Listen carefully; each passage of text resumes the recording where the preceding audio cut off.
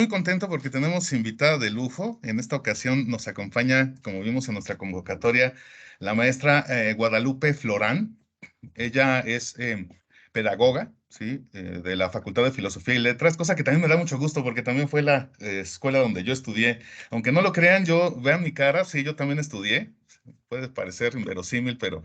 Y de repente me metí a las aulas, ¿eh? No, nada más era por afuerita. En la misma facultad, ahí en Ciudad Universitaria. Nada más que yo estudié historia. Pero bueno, mi mujer es pedagoga también, entonces como que estamos en familia. Ella, además de ser pedagoga, bueno, licenciatura y maestría en pedagogía por parte de la UNAM, se ha especializado en lengua de señas mexicana, es intérprete de lengua de señas mexicana, ha desarrollado cursos, imparte también instrucción y formación de intérpretes de lengua de señas, desarrolla materiales educativos para este segmento de la población. Entonces, pues básicamente vamos a compartir con, si me permiten el término, una gurú del tema, amplia experiencia y conocimiento relacionado con este tipo de temáticas. Ella colabora con nosotros también trabajando exhaustivamente, formando profesores en este interesante tema. Le comentaba que también una de mis hijas sabe por lo menos comunicarse algunos aspectos básicos en lengua de señas, lo cual me sorprendió. Y también nos ha estado enseñando, es bien divertido aprender este tipo de estrategias de comunicación inclusivas, porque pues obviamente ahorita sí tenemos que pensar en cómo le vamos a brindar un servicio de información que a mí me resulta, yo en algún momento de mi vida también fui bibliotecario, me encargaba de los servicios de referencia e instrucción a usuarios en una biblioteca del Tecnológico de Monterrey. Entonces me imagino cuando nunca se me presentó este tipo de casos, pero no hubiera sabido cómo poder desarrollar este tipo de comunicación con una persona sorda para poder brindarle un servicio de información y que pudiera encontrar la información que realmente necesita. Entonces, ¿cómo podemos hacer este tipo de trabajo, ¿no? Y bueno, pues vinimos a escuchar a Lupita, no a mí. Maestra, ¿cómo está? Buenas tardes. Buenos días, perdón. Hola, hola, buenos días, Sabino. Muchísimas gracias por la presentación y pues muchísimas gracias a todos los que están aquí con nosotros, en este webinar que espero que sea fructífero para todos y sobre todo de gran aprendizaje. Muchísimas gracias. Bueno, la dinámica va a ser que la maestra nos va a platicar durante 45 minutos acerca de este tema y al final pues vamos a tener un espacio de 15 para interacción, preguntas y respuestas. Vamos a brindar una constancia también, entonces voy a repartir un formulario para que me pongan todos sus datos, tal como quieren aparecer en su constancia, pues bueno, me ponen esa información. Y al final también vamos a subir este material a nuestro canal de YouTube, por si quieren también echarle un vistazo posteriormente, pues lo vamos a tener. Entonces, pues adelante, maestra, todos suyos en buenas manos y estoy aquí atento a la moderación de la sesión. Excelente, muchísimas gracias, Sabino. Muchísimas gracias a todos. Esperando que el día de hoy pues podamos compartir y sobre todo aprender, que esa es la intención. Les estoy compartiendo la presentación, la voy a hacer un poquito más amplia. Perfecto, la podemos ver. ¿Sí? Muy bien. Ok. Bueno, el tema que nos convoca el día de hoy a todos nosotros es la lengua de señas como estrategia de inclusión para usuarios de bibliotecas. Y bueno, antes de entrar en esta temática tan importante y sobre todo observo que dentro de el webinar existen expertos en bibliotecas, ¿no? Y también algunas personas interesadas en lo que es la lengua de señas y las bibliotecas, pues vamos a entender primero, pues, hacia quién está dirigido, ¿no? ¿Cómo podemos dirigirlo? Y sobre todo, ¿qué es lo que hay que realizar, ¿no? ¿Cuáles son estos pasos? Como tal, nuestra plática va a tener estos temas eh, eje, que son la atención a usuarios, usuarios sordos o usuarios con alguna dificultad en el habla o en la comunicación. La formación de usuarios de bibliotecas, en este caso, un especial énfasis en la comunidad de sordos. Consultas o préstamos, cómo tendrían que ser estos procesos, ¿no? Para personas sordas. Voy a dejar un espacio para sugerencias, qué es lo que podemos hacer como una institución de bibliotecas, qué es lo que podemos hacer también nosotros como usuarios de bibliotecas y vamos a dejar el último espacio para dudas, ¿ok? Bueno, pues vamos a iniciar con esta parte que es muy importante para todos. La atención a usuarios sordos o con dificultades en la comunicación. Primero, antes de todo hay que entender quién es la persona sorda, ¿ok? ¿Qué significa ser sordo tanto para ellos y qué significado también nosotros como normoyentes también podemos encontrar en ellos? ¿Ok? Las personas sordas se distinguen desde dos cuestiones importantes. Una de ellas es, se distinguen desde la discapacidad auditiva, o más bien las distinguen desde la discapacidad auditiva, y otro la distingue desde la diversidad lingüística. ¿Cómo es posible esto? Las personas sordas, dada el uso de la lengua que tienen, son distinguidas dentro de estos dos ámbitos. Uno, desde la pérdida auditiva lo vamos a entender como esta discapacidad como tal. Para eso se parte desde una etiología. Bueno, si soy sordo profundo, si soy hipoacúsico, ¿qué pues, consideraciones tengo yo para que yo pueda distinguirme como un sordo o no como un sordo? También la intención de su localización de la sordera. Habrá personas que son sordas bilaterales, es decir, que en ambos oídos no escuchan, o sordas unilaterales, solamente en un oído es donde habrá una disminución de la escucha y en el otro pueden escuchar sin ningún problema, ¿ok? También existen las personas sordas, o bueno, esta clasificación de lo que es una persona sorda es de acuerdo al nivel de pérdida de la audición. Nosotros, como bien sabemos, pues el nivel de audición lo consideramos dentro de decibeles. Entonces, hay niveles más bajos o sin decibeles, que es una sordera profunda o una sordera media, es cuando todavía alcanzan a escuchar restos. Cuando alcanzan a escuchar restos, podemos observar que algunas personas llegan a utilizar auxiliares auditivos. Esa es una medida de prevención para que ellos puedan escuchar el ruido externo y se acostumbren a estos ruidos.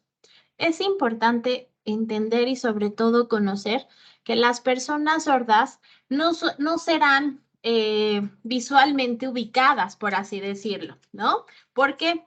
Porque habrá algunas personas sordas que utilicen este auxiliar auditivo, personas sordas que no lo utilicen o personas sordas que utilicen implantes cocleares. Todas ellas han tenido una condición de discapacidad auditiva, ¿ok? Y esta condición de discapacidad auditiva hace que tengan estos recursos extra para su comunicación a través de la audición, ¿ok? Bueno, también la edad en la que una persona sorda es diagnosticada también es importante. Edad prelocutiva y una edad poslocutiva, es decir, que la persona sorda no sabe o nunca distinguió algún ruido o algún sonido y su pérdida de audición fue antes de generar habla, ¿ok? Es decir, desde el nacimiento. Y una edad poslocutiva, que es después del nacimiento, en el cual después del periodo de habla, es decir, del año 8 meses a los 3 años, es el tiempo en el que la persona perdió el habla y después de los 3 años, cualquier edad, entra en una etapa poslocutiva, ¿ok? Eso es importante comprenderlo. ¿Por qué? Porque habrá personas sordas, no sé si alguno de ustedes ha tenido contacto con alguna persona sorda, su voz llega a ser muy nasal, pero es por esta cuestión de la pérdida poslocutiva. Es decir, ellos en algún momento de su etapa de aprendizaje de la lengua oral quedaron y al momento en que ellos quieren oralizar, su voz llega a ser un poquito nasal o también llega a ser un poquito elevada de volumen. Y eso nos hace pensar que su etapa de pérdida es la poslocutiva, ¿no? De igual manera, pues de acuerdo a diferentes estudios que se hacen a la persona sorda, ¿no? Estudios médicos, estudios psicológicos, ¿no? De pérdida de audición, para considerar que esta persona tiene una discapacidad auditiva, ¿ok? Pero bueno, las personas sordas, de acuerdo al enfoque de derechos, dicen A mí no me gusta mucho que me digan que tengo una discapacidad.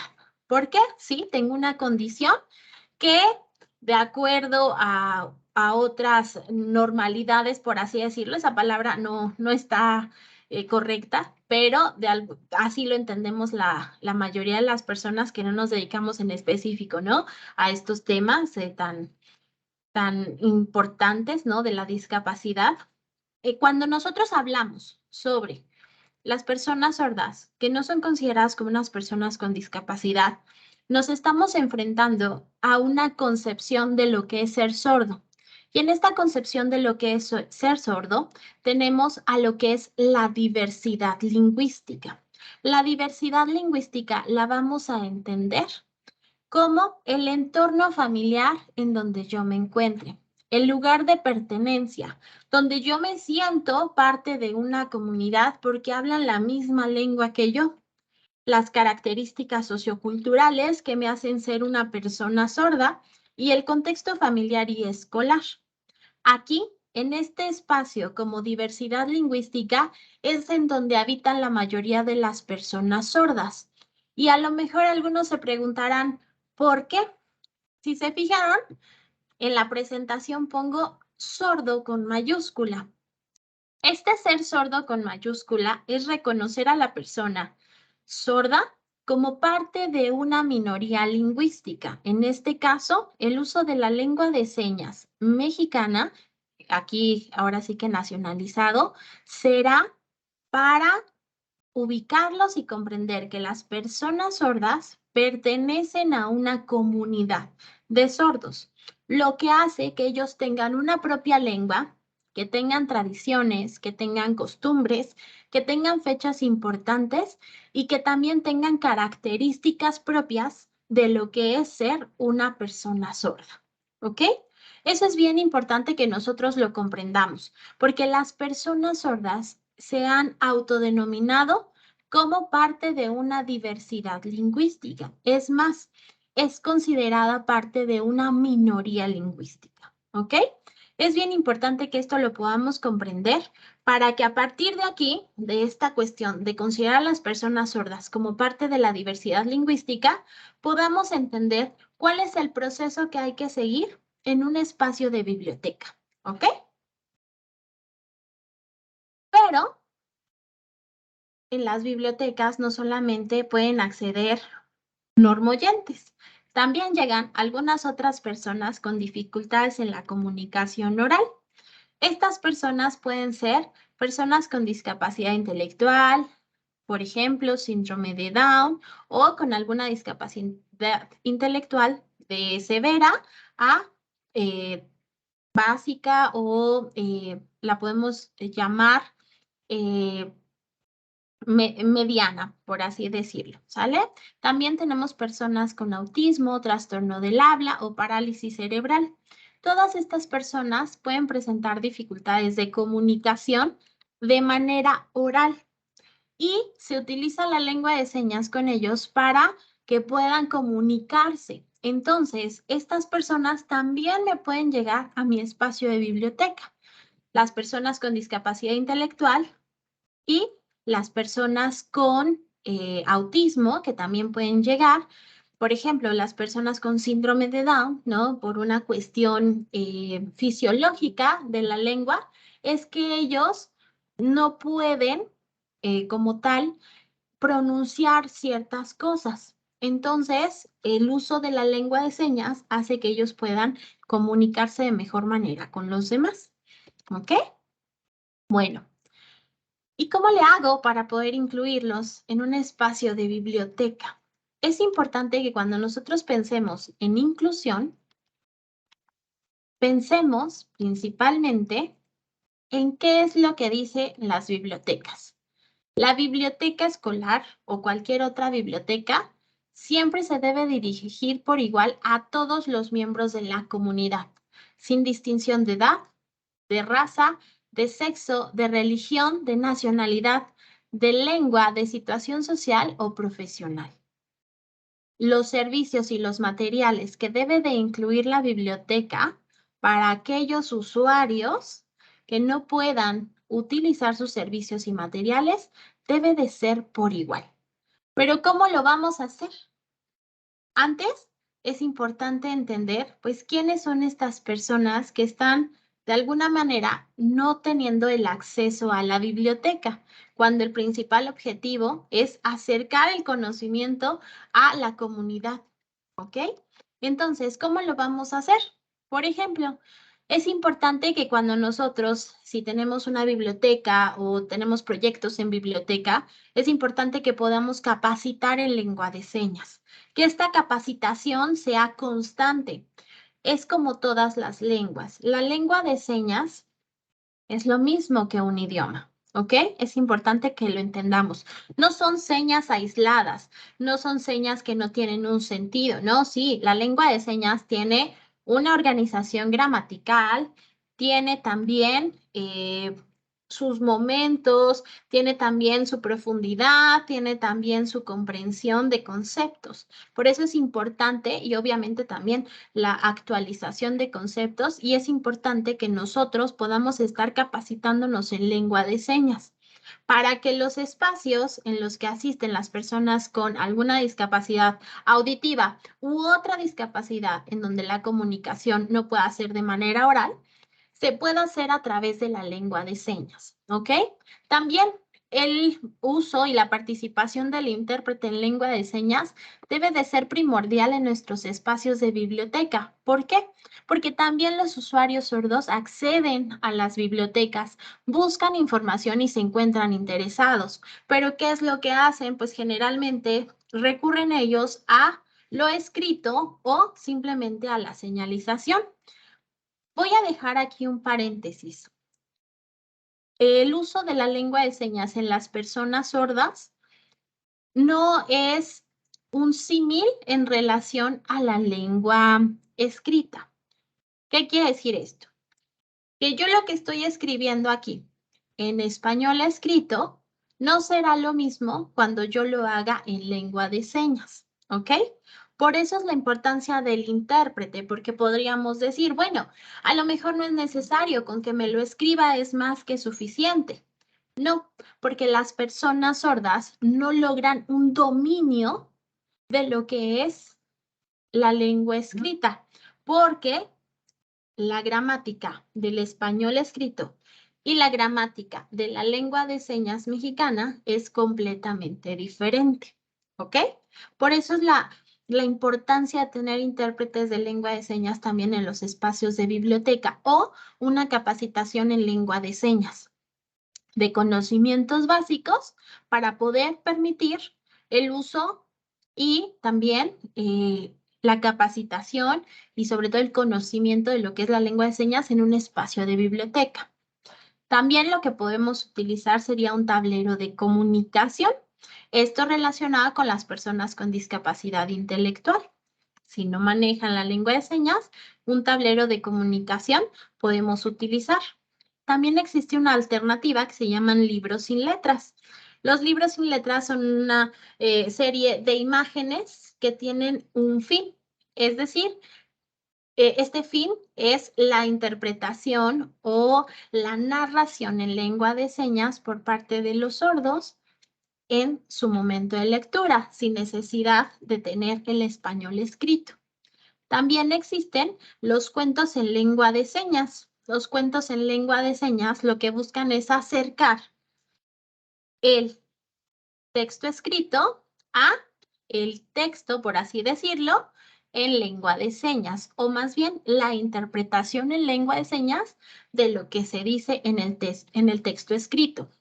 Algo que llega a pasar cuando vemos interpretaciones de cuentos en lengua de señas es que se llega a traducir de manera literal. Y les dije hace rato, la lengua de señas tiene la peculiaridad de que tiene una gramática propia. Al momento de tener esa gramática propia, pues obviamente de la lengua escrita no se podrá traducir de manera igual. También es importante entender pues que nosotros en lengua escrita utilizamos mucho las metáforas, el doble sentido, todos estos recursos literarios que hay. En lengua de señas no existen, por lo que la interpretación es fundamental para lograr, perdón, que el significado que esté de manera escrita lo podamos tener en lengua de señas y también se logre la comprensión de los textos. ¿Ok? Bien, entonces, esos serían unos simples pasos para lograr que mi biblioteca sea inclusiva. Pero no nada más la biblioteca es un manejo de información. También tengo que ir formando a mis usuarios.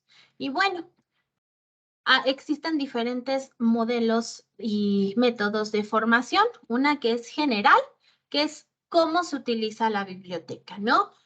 Dónde están los pasillos, cómo se clasifican, cómo puedo buscar, en dónde puedo dejar ciertos libros.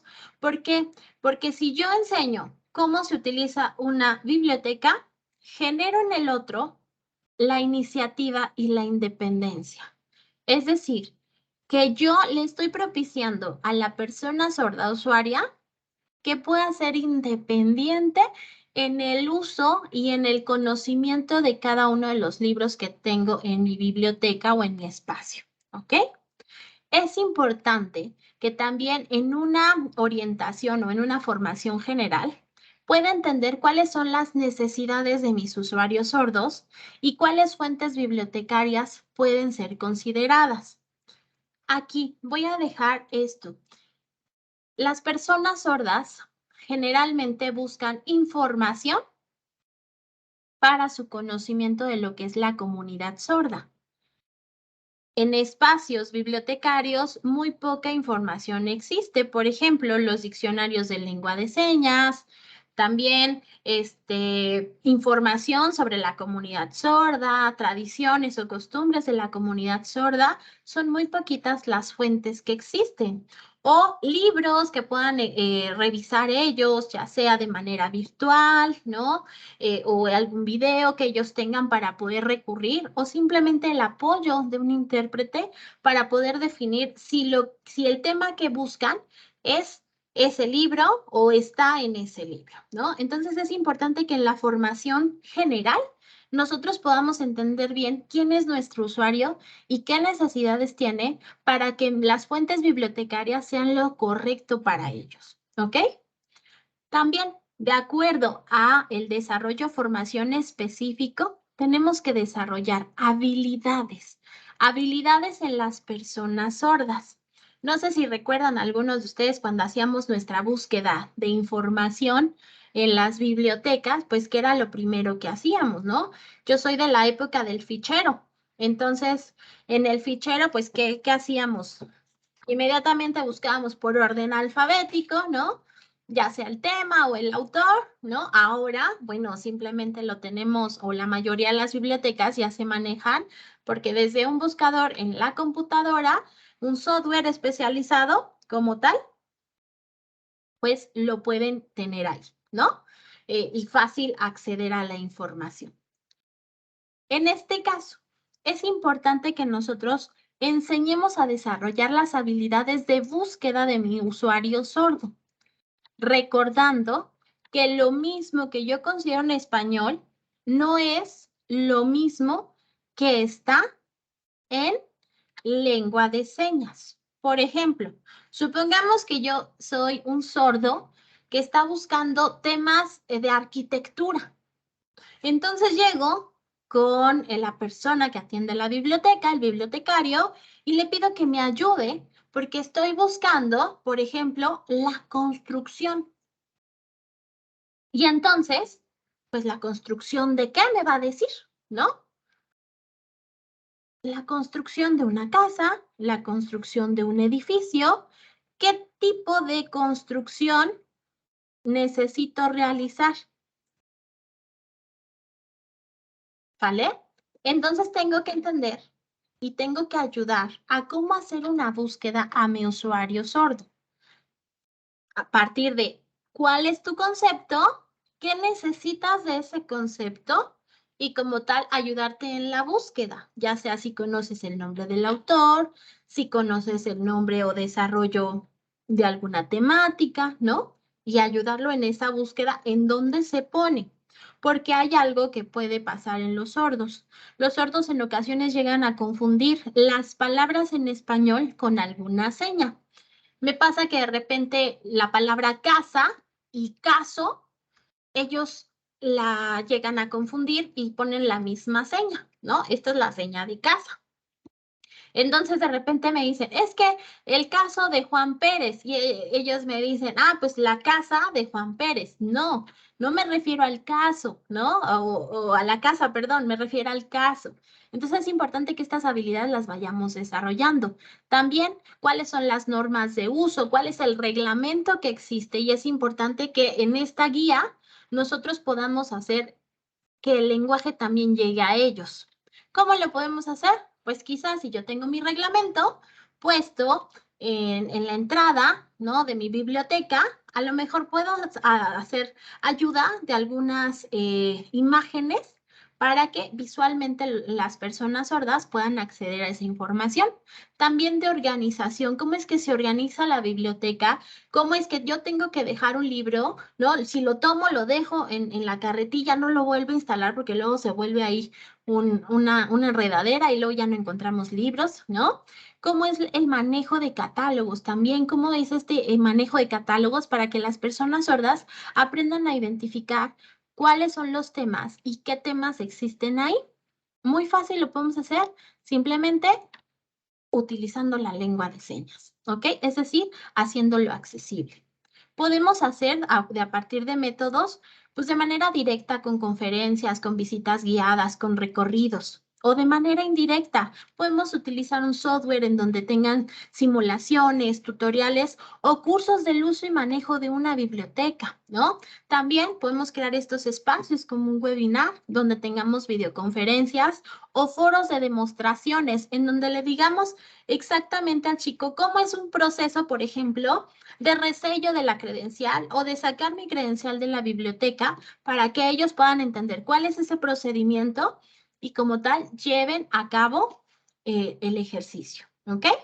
Si yo quiero formar de manera accesible a mis usuarios sordos, pues debo de tener estos recursos: apoyos visuales, lengua de señas y pictogramas, ¿no? Los pictogramas son estos, en donde, ayudados de una imagen, se pone un texto. No subrayes los libros, ¿no? Por ejemplo, ponemos un tachecito, la marca de subrayar y el libro, ¿no?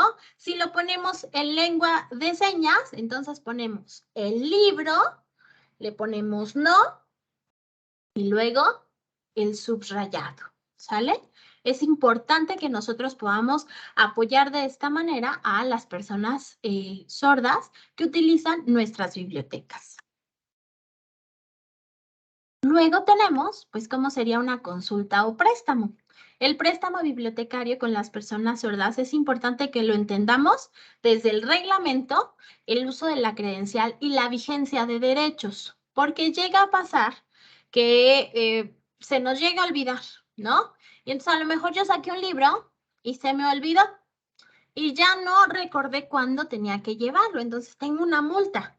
Pero pues digo, no, ya no quiero esa multa, me la evito y entonces ya no paso por ella, por ejemplo, ¿no? Y entonces tengo ahí la deuda, ¿no? De mi multa de la biblioteca y entonces nunca entendí que hay un tiempo de vigencia o que de repente, pues yo fui a esta biblioteca, saqué esta credencial, yo creo que sí sirve y entonces voy, quiero sacar un libro y me dicen, no, es que tu credencial ya es muy viejita, ya no es útil, entonces tienes que renovar. Bueno, entonces todos estos conceptos para la persona sorda deben de ser importantes, que exista un reglamento, una credencial y una vigencia, es decir, de fecha a fecha, la importancia o el valor que tiene, ¿ok? Ay, perdón, ya me adelanté.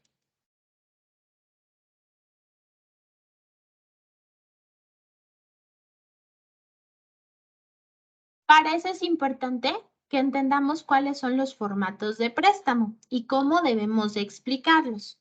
Diferenciar entre lo que es a lo mejor una identificación de mi escuela o de mi institución o mi INE, por ejemplo, a un formato de la biblioteca. qué importancia tienen, qué datos deben de llevar, porque pues desafortunadamente tenemos una situación de violencia y donde la cuestión de la información llega a filtrarse muy fácil. Es importante ayudarle a entender a la persona sorda que el uso de que tenga su dirección, por ejemplo, su credencial de la biblioteca, es simplemente para saber en dónde ubicar si en determinado momento algún libro se pierde, ¿no? Entonces, ¿dónde está ubicada esa persona para solicitarle el libro o hacer una llamada de contacto? Importante que cuando nosotros expliquemos un formato de préstamo, vayamos de la mano con el usuario sordo, en donde va el nombre de la persona sorda.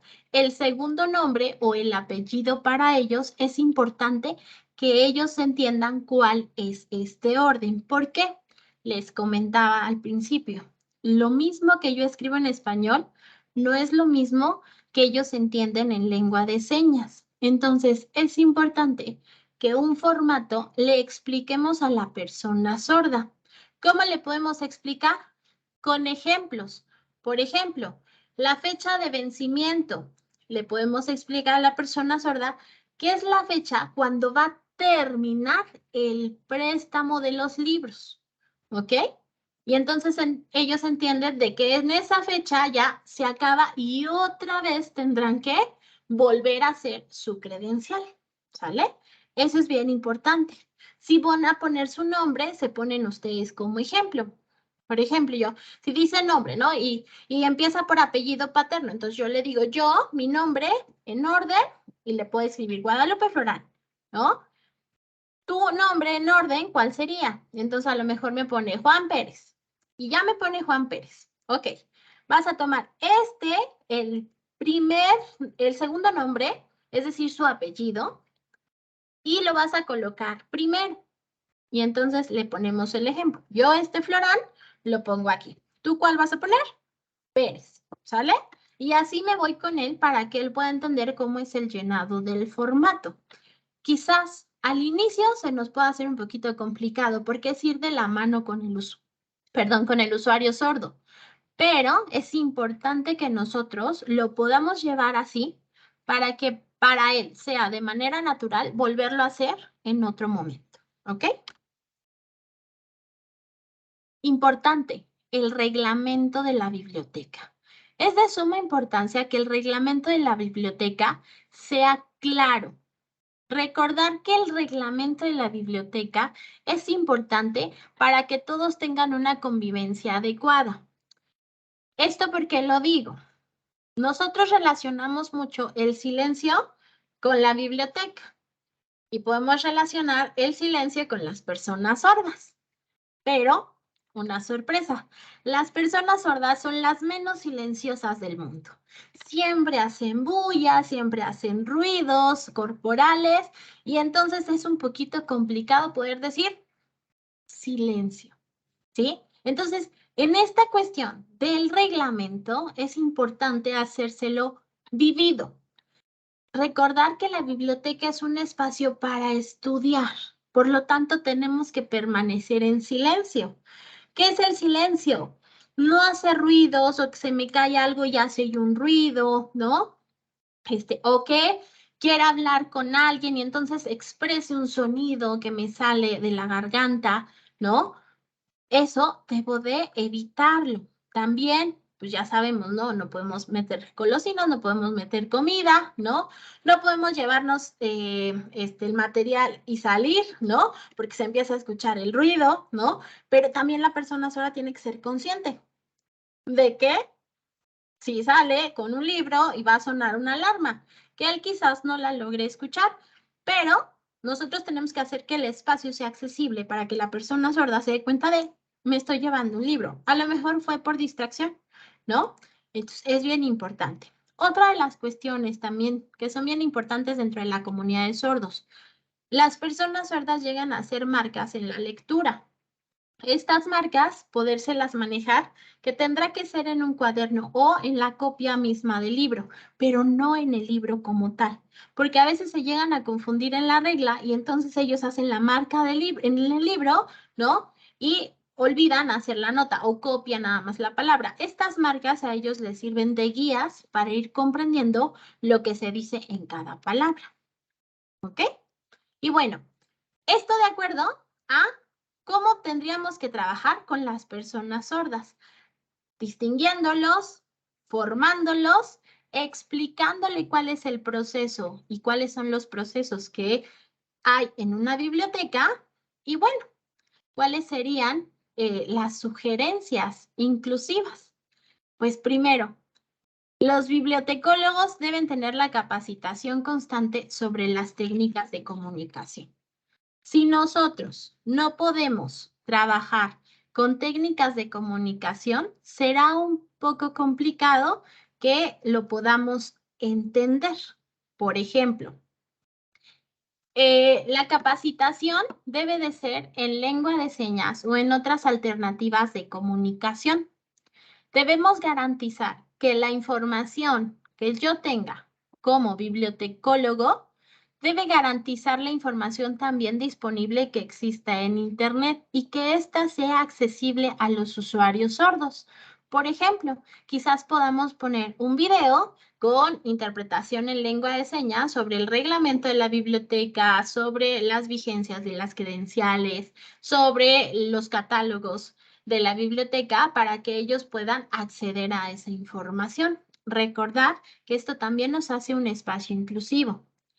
También dentro de accesibilidad podemos pensar en señales luminosas que permitan identificar o alertar sobre alguna situación de emergencia. Y esto porque las personas sordas llegan a tener, por ejemplo, en algún edificio, aquí en la Ciudad de México, pues si tenemos un temblor, que está, ¿no? La alarma sísmica. Y de repente todo el mundo salimos porque la escuchamos y salimos y hacemos la evacuación, pero las personas sordas no lo escuchan. ¿Qué tendría que hacer? Pues poner señales luminosas para que la persona sorda identifique que algo está parpadeando y eso quiere decir que hay una alerta. Puede ser de sismo, puede ser de incendio o puede ser simplemente de evacuación del espacio, ¿ok? O de igual manera, cuando viene el elevador, ¿no? El elevador con un sonidito te avisa de que ya va bajando. Y entonces, ¡pim! ¿No? O de que se va a cerrar una puerta pronto. Y entonces nosotros, si somos sordos, pues no vamos a saber el momento porque no hay una luz que me identifique, ¿no? Que está esta cuestión. Entonces es importante que ponga estas señales luminosas para que el usuario sordo pueda identificar la alerta o permita identificar también las situaciones en las que se encuentra. Pasa hasta, por ejemplo, en los baños públicos. Una persona sorda no podrá tocar un baño y que el otro le diga, sí, está ocupado, ¿no? Entonces, ¿qué hacemos? Pues a lo mejor ponemos un baño en donde de manera inmediata pueda parpadear, ¿no?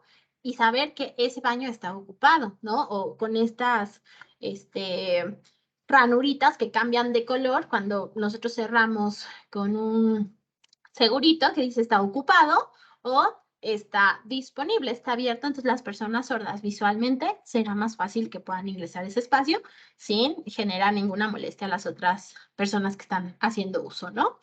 También es importante que recurramos a los paneles o monitores en lugares visibles para que informen visualmente sobre los programas y actividades que desarrolla la biblioteca. Y bueno, recordando bibliotecas que tenemos generalmente, ¿no? Un pizarrón enorme, pero lleno y tapizado de información. Pero en ese tapizado de información no llegamos a visualizar, pues, quién está ahí, ¿no? ¿Qué información hay importante para mí? ¿Cómo yo la puedo distinguir? Porque de repente tenemos un montón de cosas que dicen ahí, ¿no? Entonces, ¿yo cómo voy a visualmente poderla ubicar, seleccionarla y arrastrarla, por ejemplo, ¿no? ¿Cómo es que voy a hacer todo este procedimiento? Por eso es importante que si yo voy a manejar un espacio visual, tenga un orden establecido también. que si voy a poner, no sé, por ejemplo, invitaciones a capacitaciones, a visitas a algún lado, a visitas guiadas dentro de mi museo o el reglamento, tengo que ser claro y también el apoyo visual con una imagen será también de ayuda para mi usuario sordo, ¿ok? Eso es bien importante. Y bueno, sin más que agregar, pues dejo este espacio para las dudas. Maestra Lupita, pues yo, la verdad, pues realmente impresionado, no había dimensionado todas estas actividades que abarca y cómo se puede incorporar este tipo de visión y también instrumentos, herramientas, recomendaciones muy puntuales, muy concretas, que sin duda quienes hemos tenido experiencia en atención a usuarios, pues nos da una panorámica muy amplia, ¿no? De cómo podríamos intervenir con este segmento de la población. Principalmente algunos detalles que a mí me llaman mucho la atención es que tocaste sobre todo aquellos aspectos que son muy propios del servicio en bibliotecas, como es el caso de la formación a usuarios, que incluso hay profesionales que se desarrollan en ese ámbito en particular de instrucción, formación de usuarios. Hay incluso todo un marco referencial, por ejemplo, el desarrollo de habilidades informativas, que si bien que tú eres pedagoga, tú lo estás desde otra perspectiva también lo estás tocando, lo estás abarcando. La circulación de materiales, el préstamo, es espectacular, Lupita. Y no es que esté yo aquí de palero ni de barbero, obviamente, yo realmente sí estuve atento todo el tiempo y parece que también nuestra audiencia, porque pues vamos a comenzar con las Claro. intervenciones en el chat. Tenemos también un espacio de reacciones por si se quieren animar en compartir algo aquí, aprovechando que está la maestra Lupita, pues si solicitan la palabra les habilitamos también cámara y micrófono para que puedan interactuar. Tenemos pues todavía buen tiempo. Aquí, por ejemplo, en nuestro chat, maestra, pues obviamente que todo el mundo está encantado. Em, la maestra Gaby Blanco, desde la Universidad Panamericana de Guadalajara, que siempre nos acompaña, le da mucho seguimiento a nuestras actividades aquí, le mandamos un cordial saludo. Bueno, me manda saludos a mí, también a la maestra Lupita. Y Margarita Torredueñas nos dice, excelente presentación. ¿Tendrá ejemplos de los tableros de comunicación y libros sin letras? Sí, sí, los puse en la presentación, unos ejemplos. Lo vuelvo a poner para Claro. que visualmente sean un ejemplo, ¿no? Ah, es aquí no, permíteme. Los libros sin letras son un conjunto de imágenes. No sé si han visto, por ejemplo,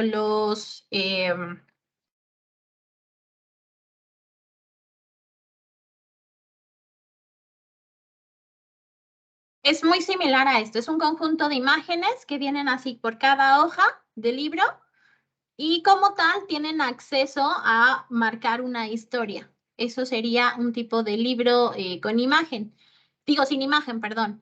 Otra de las cosas que nos hacía referencia era la de, ay, perdón, Libros sin tableros de letras. comunicación. Ah, tableros de comunicación, libros sin Los letras, sí. tableros de comunicación, creo que lo manejé. Bueno, tengo un manejo de pictogramas. Ay, no, aquí no lo puse.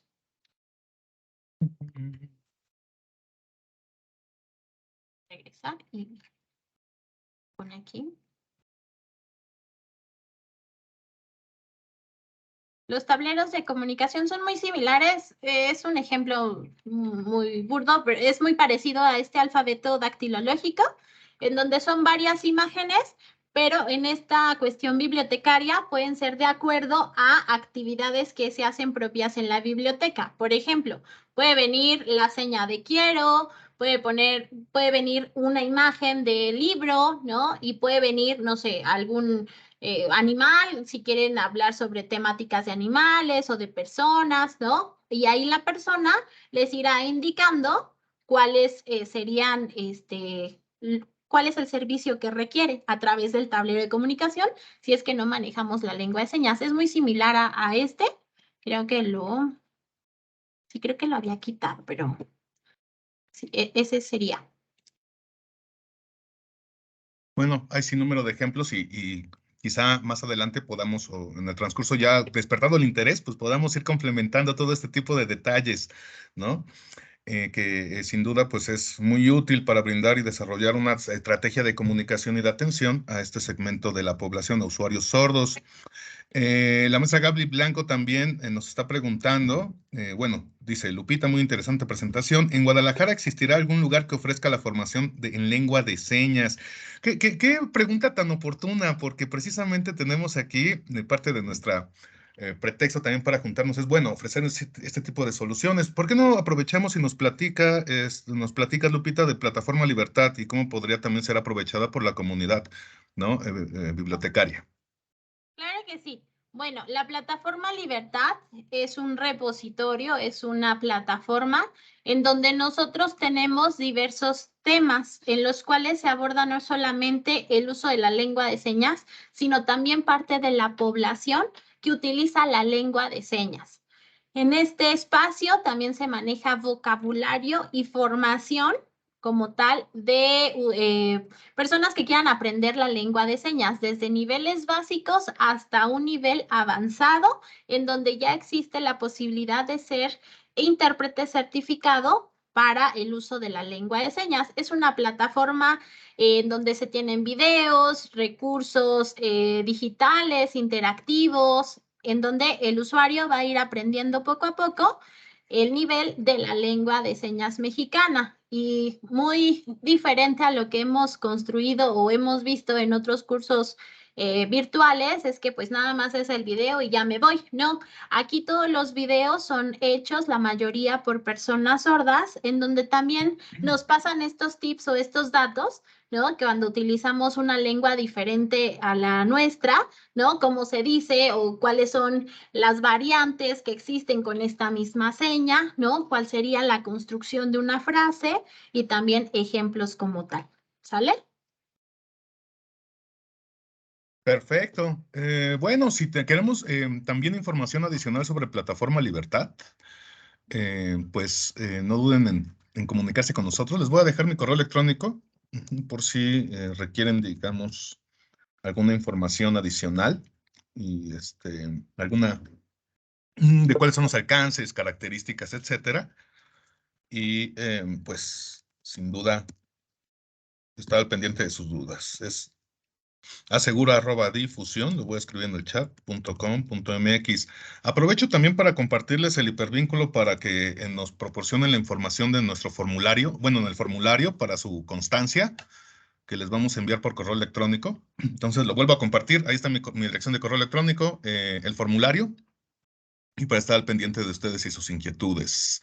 Bueno, también para cerrar, la maestra Gaby Blanco nos está, bueno, cerrar su comentario y su pregunta, nos está diciendo que en alguna ocasión los visitó en biblioteca una persona con discapacidad auditiva del habla y no pudieron ayudarla precisamente por estas situaciones. Puede generar frustración incluso por parte de los funcionarios de la biblioteca, ¿no? El no, como siempre se tiene como esta encomienda, o más bien esta especie de apostolado, si me permiten decirlo, expresarlo de esta forma, en la cual pues el usuario es primero y brindarle este tipo de servicio, no tener las herramientas para brindarle el servicio, pues puede resultar un poquito, bueno, bastante frustrante para nuestros colegas.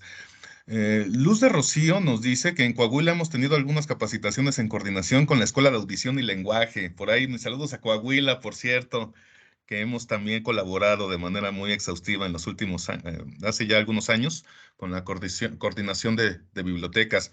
Y también tenemos una mano levantada de la profesora Margarita, entonces le voy a habilitar su micrófono para que pueda también pues plantear sus preguntas o compartir con la audiencia algún comentario. ¿Qué tal, maestra Margarita?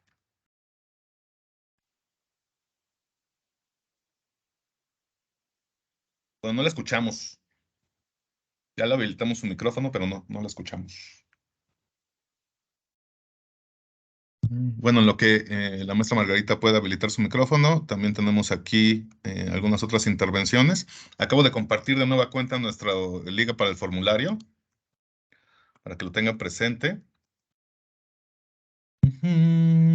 Por aquí nos dicen, primero, bueno, complementando también el comentario de la maestra Luz de Rocío, primero capacitaciones y luego visitas de sus estudiantes para práctica de lo aprendido, ¿no? O sea, esta cuestión de la formación constante.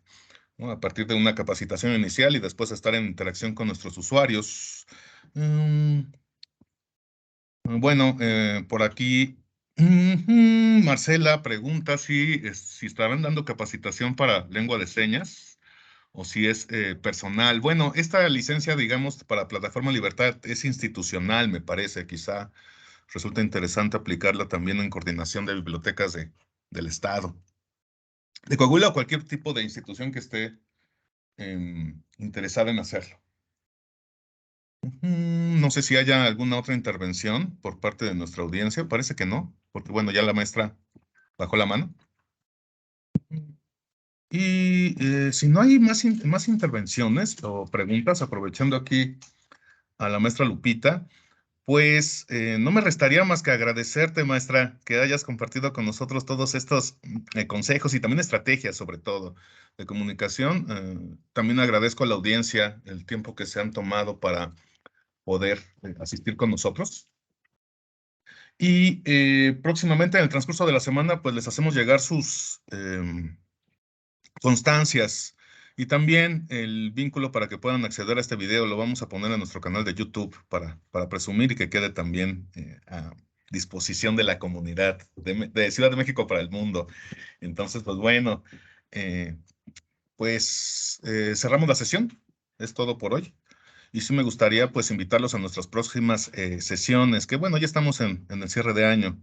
Ah, bueno, Maestra, todavía una Sergio pregunta. Ávila tiene una pregunta. Adelante, por favor, antes de irnos. Ah, Marcela no tiene su constancia. Bueno, si me manda un correo electrónico con sus datos, verifico, porque ya las mandamos la semana pasada, o hace 2 semanas, me parece, las constancias del último webinar, para, para verificar. Bien. A ver, nos decían aquí, pero la pregunta, tengo una pregunta. Pues como usted quiera, Sergio, si quiere le habilito el micrófono para que lo pueda este, compartir. Ujú. Listo, ya está habilitado el micrófono por si quiere hacer la pregunta a la maestra Lupita. Buenas tardes. Hola, maestro Sergio, adelante. ¿Qué tal? Una pregunta. ¿El asunto de poder trabajar como intérprete en bibliotecas ya es algo que el gobierno está permitiendo? Es decir, ¿va a haber trabajo para intérpretes en bibliotecas? ¿O cómo puede uno acceder a esa opción de trabajar como intérprete? Ok, bueno, en espacios de biblioteca, solamente 2 bibliotecas a nivel nacional tienen esta opción, que es la Biblioteca Vasconcelos aquí en la Ciudad de México y la Biblioteca Central de Hidalgo. Son los únicos que tienen el acceso a intérpretes. En demás estados, la verdad, ignoro si hay algún procedimiento o hay algún acercamiento con los intérpretes de lengua de señas, que sin demeritar como el trabajo que hacen, es importante que también nosotros en espacios de biblioteca podamos conocer la lengua básica de lo que es la lengua de señas para lograr una comunicación. Por eso todas estas alternativas, ¿no? No nada más la lengua de señas, sino también los apoyos visuales, tableros de comunicación, pictogramas, estos ajustes que se pueden hacer en una biblioteca sin, pues ahora sí que desafortunadamente todavía el papel del intérprete llega a ser un poquito complicado en espacios, ¿no? Porque hay poquitos, ¿no? Y luego son de difícil acceso también, ¿no? Es lo que tenemos, maestro, Sergio. Muy amable. Muchas gracias. Agradezco la respuesta. Con gusto. Perfecto. Bueno, nada más para seguir insistiendo, voy a compartir de nueva cuenta el acceso al formulario